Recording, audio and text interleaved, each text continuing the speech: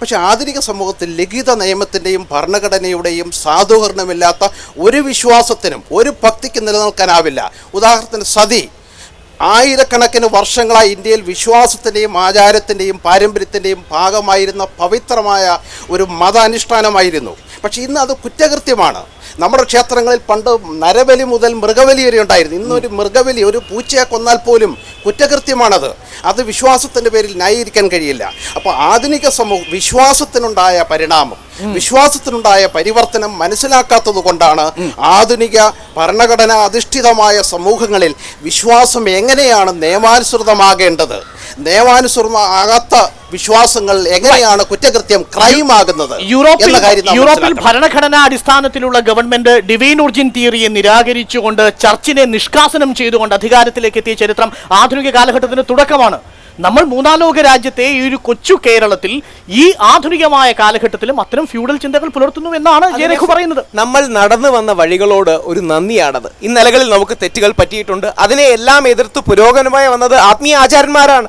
നമ്മുടെ ഐത്തത്തിനെതിരെ, ജാതീയതയ്ക്കെതിരെ പോരാടിയത് രാഷ്ട്രീയ സംവിധാനങ്ങളല്ല, ശ്രീനാരായണ ഗുരുദേവനും ചട്ടമ്പി സ്വാമികളും മഹാത്മാ അയ്യങ്കാളിയും ശുഭാനന്ദ ഗുരുദേവനുമാണ്. തെറ്റുകൾ പറ്റിയാൽ അവയുടെ ഉത്തരവാദിത്തം ഏറ്റെടുക്കും. ആ തെറ്റുകൾ കറക്റ്റ് ചെയ്യും. കൈക്ക് മുറിവ് വന്നാൽ കൈ വെട്ടിക്കളയുകയല്ല, ആ മുറിവിന് മരുന്ന് വെച്ച് കിട്ടുകയാണ് നമുക്ക് വേണ്ടത്.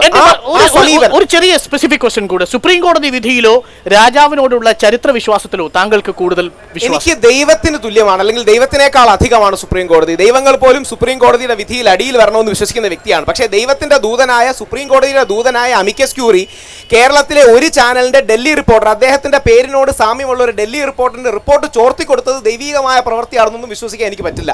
ശ്രീ പത്മനാഭസ്വാമി ക്ഷേത്രത്തിന്റെ അകത്തളങ്ങളിലെ നൈവേദ്യം പ്രസാദിച്ചിരുന്ന ഉരുളിക്ക് സംഭവിച്ച ഓട്ടയുടെ കാരണമെന്ത് എന്നതും ചർച്ചയ്ക്ക് വിധേയമാക്കണം.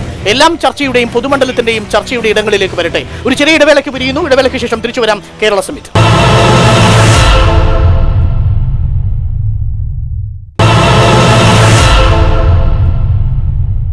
ശ്രീപത്മനാഭനെ ആരാണ് പരിപാലിക്കേണ്ടത്? രാജാവോ ജനാധിപത്യത്തിന്റെ ശീലങ്ങൾ? ചർച്ചയുടെ ഈ ഘട്ടത്തിലേക്ക് സ്വാഗതം. ശ്രീ മനോജ് നമ്പൂതിരി, വീണ്ടും എൻ്റെ ഒരു സംശയമാണ്. ഈ കേസ് വരുന്നതിന് മുൻപ്, ഇപ്പം ഇവരെ മുഴുവൻ അധികാരത്തിൽ നിന്ന്, ഭരണത്തിൽ നിന്ന് ഒഴിവാക്കുന്നതിന് മുൻപ് എട്ടര യോഗത്തിന്റെ പ്രതിനിധികൾ ഭരണത്തിലുണ്ടായിരുന്നു? ഒട്ടും തന്നെ ഇല്ലായിരുന്നു. ആധ്യാത്മികവും ആചാര്യവുമായിട്ടുള്ള കാര്യങ്ങൾ, ആചാരാനുഷ്ഠാനങ്ങളുടെ തലപ്പത്തായിരുന്നു എട്ടരയോഗം. ഇപ്പോഴും നട അടയ്ക്കുന്നതും തന്ത്രിയും തമ്പിയും തന്നെയല്ലേ കൈകാര്യം ചെയ്യുന്നത്? അല്ല, കാരണം എല്ലാ ദിവസവും ക്ഷേത്രത്തിന്റെ നട തുറക്കുന്നതും നട അടയ്ക്കുന്നതും എട്ടരയോഗക്കാരാണ്. അതായത് രാജാവിന് ഉത്സവം നടത്താൻ അനുജ്ഞ കൊടുക്കുന്നത് ഞങ്ങളാണ്. ക്ഷേത്രത്തിൽ നടന്നിരുന്ന തന്ത്രപരമോ അല്ലെങ്കിൽ ആചാരപരമായ കാര്യങ്ങളിൽ എട്ടര യോഗത്തിന് ഒരു പങ്കുണ്ട്, അഥവാ എട്ടര യോഗത്തിന്റെ നേതൃത്വത്തിലാണ്. അറിയേണ്ടത് ശ്രീപത്മനാഭസ്വാമി ക്ഷേത്രത്തിലെ നൈവേദ്യം അത് നിവേദിച്ചുകൊണ്ടല്ല പ്രസാദം കൊടുക്കാറുള്ളത് എന്ന് വാർത്തയുണ്ട്. അത് അമിക്കസ് ക്യൂറിയുടെ റിപ്പോർട്ടിനെ ഉദ്ധരിച്ചാണ് ആ വാർത്ത വന്നത്. അത് നിങ്ങളുടെ ശ്രദ്ധയിൽപ്പെട്ടിരുന്നു? നമ്പർ 1. നമ്പർ 2, അങ്ങിട്ടിരിക്കുന്ന ചന്ദനമടക്കം അത് ശ്രീപത്മനാഭസ്വാമി ക്ഷേത്രത്തിൻ്റെതാണെങ്കിൽ അത് ഒരു വെറും കെമിക്കലായ മായപ്പൊടിയല്ലേ? അതിൽ എന്തു ഭക്തിയും എന്തു വിശ്വാസവും പറ്റിക്കുകയായിരുന്നില്ലേ താങ്കളുടെ കൂടി നേതൃത്വത്തിലുള്ള എട്ടര യോഗത്തിന്റെ സമിതിയുടെ നേതൃത്വത്തിലുള്ള ഭരണസമിതി? ഇവിടെ നമ്മൾ എല്ലാ അമ്പലങ്ങളിലും ചന്ദനമാണ് കൊടുക്കേണ്ടി വരുന്നതെങ്കിൽ ഒരമ്പലത്തിനും നിലനിൽക്കാൻ പറ്റില്ലാത്ത തരത്തിലുള്ള ചെലവ് വരും. അപ്പോൾ ഇത് ചന്ദനം എന്നുള്ള പേരിൽ കേരളത്തിൽ എനിക്ക് തോന്നുന്നില്ല എത്ര ക്ഷേത്രങ്ങളിലാണ് യഥാർത്ഥത്തിൽ പ്യുവർ ചന്ദനം കൊടുക്കാൻ പറ്റുന്നത് എന്നുള്ളതിനെക്കുറിച്ച് എനിക്ക് സംശയമുണ്ട്. പിന്നെ പറഞ്ഞാൽ നൈവേദ്യം ഇത് പുറത്തുനിന്ന് കൊണ്ടുവന്നാണ് വിൽക്കുന്നതെന്നുള്ള കാര്യം ഞങ്ങൾക്കറിയില്ല. കാരണം എട്ടരയോഗം ഇതിന്റെ ഭരണസമിതിയിലേ ഇല്ല. ഒരുപാട് ഇപ്പൊ കണ്ടുപിടിച്ചിരിക്കുന്ന 1,10,000 കോടി രൂപയ്ക്കുള്ള എന്തോ ക്രമക്കേടുകൾ നടന്നിരിക്കാം. ഏത് പ്രസ്ഥാനത്തിലും നടക്കാം. ആ ആരോപണം ഇന്ന് നിലനിൽക്കുന്നു. അതുകൊണ്ട് തന്നെ ഇപ്പോഴത്തെ പുതിയ ഭരണസമിതി ഈ അന്വേഷണം വേണം. ഈ അന്വേഷണം കഴിഞ്ഞാൽ മാത്രമേ കൊട്ടാരം കുറ്റം ചെയ്തുവോ ചെയ്തില്ലയോ എന്ന് കണ്ടുപിടിക്കാനുള്ള ഒന്നാന്തരം സിസ്റ്റം നമുക്ക് ഭാരതത്തിലുണ്ട്. ഞാൻ ഒരിക്കലും ശ്രീ മനോജ് തിരുമേനിയെ വിമർശിക്കുകയല്ല. പക്ഷേ നമ്മുടെ പാരമ്പര്യത്തിന്റെ ഭാഗത്ത് നിൽക്കുന്നവർക്ക് ശ്രീ പത്മനാഭസ്വാമി ക്ഷേത്രത്തിലും ശബരിമലയിലാണെങ്കിലും ഗുരുവായൂരിലാണെങ്കിലും ഇന്നൊരു വാർത്ത വന്നിട്ടുണ്ട്, ഒരു ജാഗ്രത കുറവ്. അവർ തങ്ങളുടെ ഉത്തരവാദിത്തങ്ങൾ ആത്മീയ കാര്യങ്ങളിൽ മാത്രമാണെന്ന് ധരിച്ച് സാമൂഹിക കാര്യങ്ങളിൽ, അഡ്മിനിസ്ട്രേറ്റീവ് കാര്യങ്ങളിൽ പറയുന്ന അദ്ദേഹത്തെ മാത്രമല്ല എൻ്റെ മുത്തശ്ശനടക്കമുള്ള ആൾക്കാരെ ചേർത്ത് പറയുകയാണ്, അങ്ങനെ ഒരു ഉത്തരവാദിത്തത്തിൽ നിന്ന് അവരും ഭക്തജനങ്ങളും ഒരുപാട് കാലമായിട്ട് മാറി നിൽക്കുകയാണ്. അത് ഞങ്ങൾക്ക്, എനിക്കടക്കമുള്ള ഭക്തർക്ക് പറ്റിയ തെറ്റാണ്.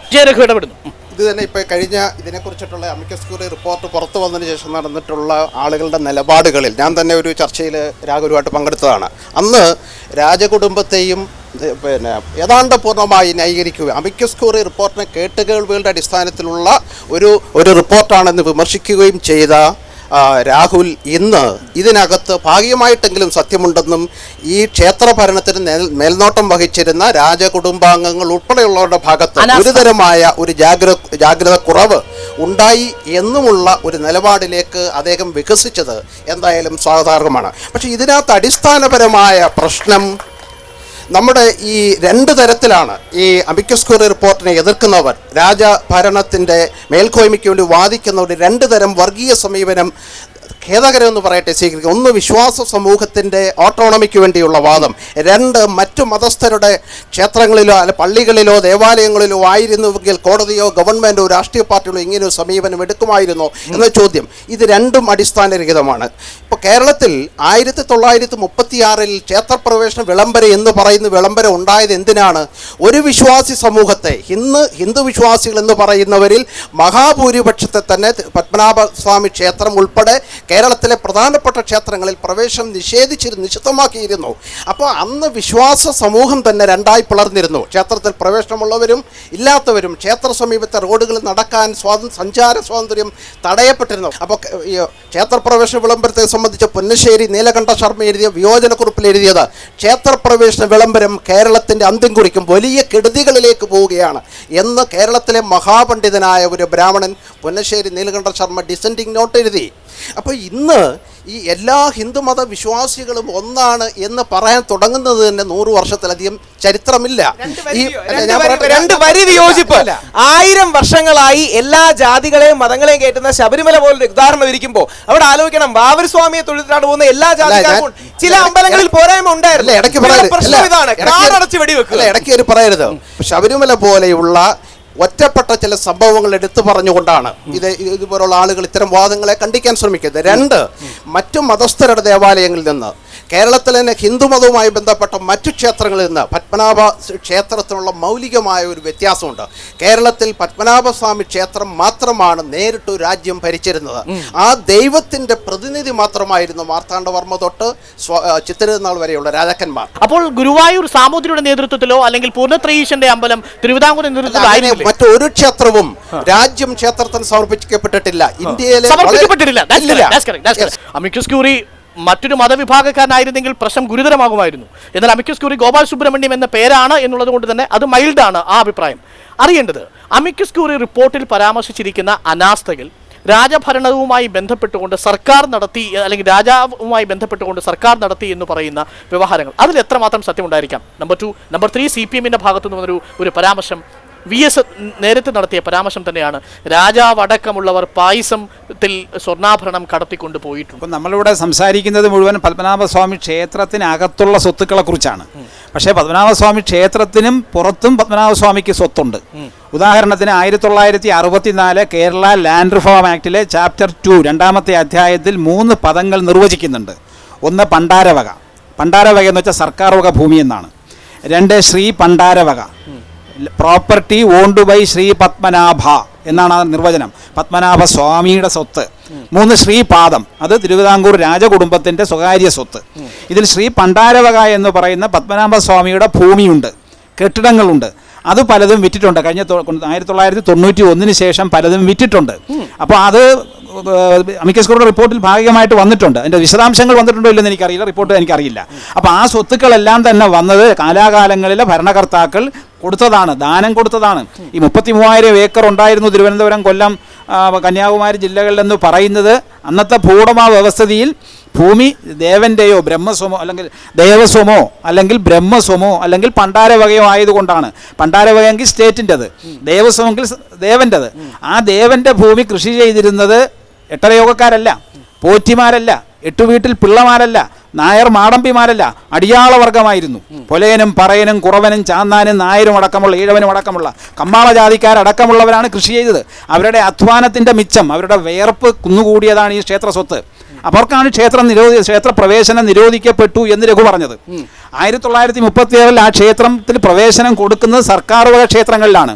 സർക്കാർ വക ക്ഷേത്രങ്ങൾ എന്ന സ്ഥാപനം ഉണ്ടാകാൻ കാരണം 1806 വേലുത്തമ്പിയുടെ കാലത്ത് തിരുവിതാംകൂറിലെ ക്ഷേത്രങ്ങളിൽ കൊള്ളയടിയും മുതൽ കട്ടും പോകുന്നു എന്നുള്ളത് കൊണ്ട് ആ ക്ഷേത്രങ്ങൾ സർക്കാരിൻ്റെ ആക്കണമെന്ന അഴിമതി വിരോധത്തിൻ്റെ അപ്പോസ്തലനായിരുന്ന വേലുത്തമ്പിക്കുണ്ടായിരുന്നു. പക്ഷേ അദ്ദേഹം ബ്രിട്ടീഷ് വിരുദ്ധ കലാപങ്ങളിൽ ആമഗ്രനായി പോയതുകൊണ്ട് സമയം കിട്ടിയില്ല. ആ ദൗത്യം നിറവേറ്റിയത് 1812 ദിവാനായിരുന്ന കേണൽ മൺട്രോ 378 ക്ഷേത്രങ്ങളാണ് തിരുവിതാംകൂറിൻ്റെ തിരുവിതാംകൂർ സർക്കാരിൻ്റെതാക്കിയത്. ആ സർക്കാരിൻ്റെ ആ ക്ഷേത്രങ്ങളുടെ എല്ലാം ഭൂസ്വത്തുക്കൾ പണ്ടാരവകയാക്കി. ആ ക്ഷേത്രങ്ങളുടെ നിത്യദാനത്തിന് വേണ്ടി സർക്കാരിൽ നിന്ന് ഗ്രാന്റ് അങ്ങോട്ട് കൊടുത്തു. അതാണ് ദേവസ്വം ഡിപ്പാർട്ട്മെന്റ്. ആ ദേവസ്വം ഡിപ്പാർട്ട്മെന്റാണ് 950 ഈ റിലീജിയസ് ഇഷ്യൂ ആക്ട് അനുസരിച്ച് ദേവസ്വം ബോർഡായത്. ശ്രീ വിജയൻ, അമിക്കസ് ക്യൂറി റിപ്പോർട്ടിനെ നിങ്ങൾ അനുകൂലിക്കുന്നുണ്ടോ? തീർച്ചയായിട്ടും അനുകൂലിക്കുന്നില്ല. കാര്യം അദ്ദേഹം കോർട്ടിന്റെ ഒരു റെപ്രസെന്റേറ്റീവ് പ്രതിനിധിയാണ്. ആ പ്രതിനിധിയുടെ ആ ഡിഗ്നിറ്റി അദ്ദേഹം കൊടുത്തില്ല. അദ്ദേഹം കൊടുക്കാതെയാണ് ഈ റിപ്പോർട്ട് തയ്യാറാക്കിയിരിക്കുന്നത്. അദ്ദേഹത്തിന് കോടതി നിശ്ചയിച്ച് ഇവിടെ പൂജ നടത്താനല്ല, ഇവിടെ ഈ വാദിയുടെ വീട്ടിൽ ചെന്ന് ആഹാരം കഴിക്കാനല്ല. അദ്ദേഹം ഒരു കോടതിയുടെ ഒരു ജഡ്ജി എന്നുള്ള ഒരു അഭിമാനം അത് നഷ്ടപ്പെടുത്തി. അങ്ങനെ കോടതിയുടെ വിശ്വാസം ജനങ്ങളിൽ നഷ്ടപ്പെടുത്തി. കോടതിയെ ഒരു നാണക്കേടില്ല രൂപത്തിലുണ്ടാക്കി. അദ്ദേഹത്തിന്റെ റിപ്പോർട്ടിനെ അതിനെക്കുറിച്ചൊരു അന്വേഷണം വേണം എന്നാണ് ശിവസേനയ്ക്ക് പറയാനുള്ളത്. പിന്നെ ശിവസേനയ്ക്ക് ആദ്യമായിട്ട് പറയണത് ഇദ്ദേഹം പറഞ്ഞ ഭരണഘടനാപരമായിട്ടുള്ള ഒരു കാര്യമാണ് പറയേണ്ടത്. ഇതൊരു ഹിന്ദു രാഷ്ട്രമാണോ മതേതരത്വ രാഷ്ട്രമാണോ? അതാണ് ഞങ്ങൾക്ക് അറിയേണ്ടത്. പിന്നെ ഒരു ഇന്ത്യൻ പൗരൻ, അദ്ദേഹം ശിവസേനയുടെ നേതാവാണ്.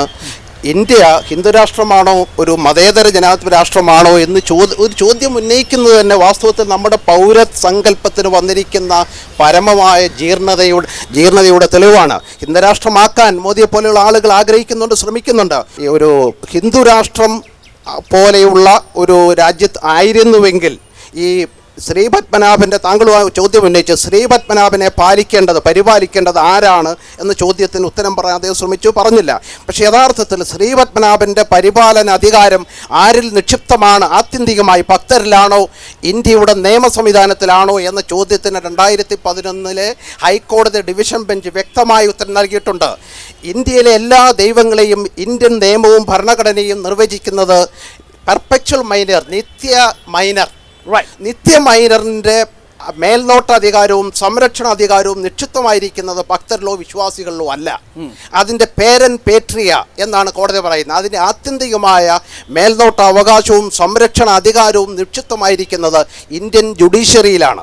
ആ ജുഡീഷ്യറിക്ക് അതിൻ്റെ നിധാന പരിപാലനത്തിന് വേണ്ടി ആരെയും ഏൽപ്പിക്കാം. ഒരു വ്യക്തിയെ ഏൽപ്പിക്കാം, ഗവൺമെൻറ്റിനെ ഏൽപ്പിക്കാം, ഗുരുവായൂർ പോലെ ട്രസ്റ്റുകളെ ഏൽപ്പിക്കാം.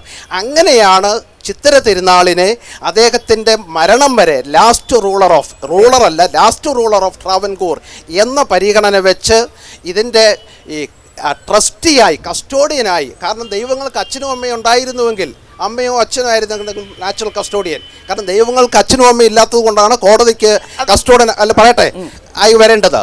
പക്ഷേ ഇത് ഈ 1971 26 ഭരണഘടനാ ഭേദഗതിയിലൂടെ നാട്ടുരാജാക്കന്മാർക്ക് നൽകിയിരുന്ന എല്ലാ ആനുകൂല്യം ട്രസ്റ്റിഷിപ്പ് ഉൾപ്പെടെ എല്ലാം റദ്ദാക്കുകയും അതിനെ സംബന്ധിച്ച് ഒരു കേസ് സുപ്രീം കോടതിയിൽ വന്ന് വിധി പറയാൻ 20 വർഷം താമസിച്ചു. 1991 ചിത്തിരതിരുനാൾ അന്തരിക്കുകയും 93 26 ഭരണഘടനാ ഭേദഗതി ശരിവെച്ചുകൊണ്ട് സുപ്രീം കോടതി വിധി വരികയും ചെയ്തു. ഹൈക്കോടതി ചോദിക്കുന്നു, ചിത്തിരതിരുനാൾ മരിച്ചപ്പോൾ സ്വാഭാവികമായും ഇതിൻ്റെ ട്രസ്റ്റിഷിപ്പ് സംസ്ഥാന ഗവൺമെന്റിലേക്ക് മടങ്ങേണ്ടതായിരുന്നു. എന്തുകൊണ്ട് മാർത്താണ്ഡവർമ്മ എന്ന വ്യക്തി അഷർപ്പർ എന്ന വാക്കാണ് ഉപയോഗിക്കുന്നത്? ഇല്ലാത്ത അധികാരം ഉപയോഗിച്ച് കഴിഞ്ഞ 20 വർഷം പത്മനാഭ ക്ഷേത്രത്തിന്റെ ട്രസ്റ്റിയായി എൻക്രോച്ച് ചെയ്തു. ഇല്ലാത്ത അധികാരം അദ്ദേഹം എങ്ങനെ വിനിയോഗിച്ചു എന്ന് ഇത് ഇന്ത്യ ഹിന്ദു രാഷ്ട്രമാണോ മതേതര ജനാധിപത്യ രാഷ്ട്രമാണോ? 100% മതേതര ജനാധിപത്യ രാഷ്ട്രമാണ്. അതുകൊണ്ട് സർക്കാർ ഞങ്ങളുടെ അമ്പലങ്ങളെ തൊടണ്ട, തിരിച്ചു തന്നേക്ക്, ഞങ്ങൾ ഭരിച്ചോളാം, നിങ്ങൾ ബുദ്ധിമുട്ടണ്ട, ഞങ്ങൾ ഈ കാര്യങ്ങളെല്ലാം നോക്കിക്കോളാം. പിന്നെന്താ ഈ മതേതര ജനാധിപത്യ സർക്കാരിൽ നിങ്ങൾ ഹിന്ദുവിന്റെ അമ്പലവും ക്രിസ്ത്യാനിയുടെ പള്ളിയും മുസ്ലിം പള്ളിയും തൊടണ്ട, ഞങ്ങളുടെ അമ്പലങ്ങൾക്ക് മാത്രം എന്തിനാ നിങ്ങളുടെ നിയന്ത്രണം?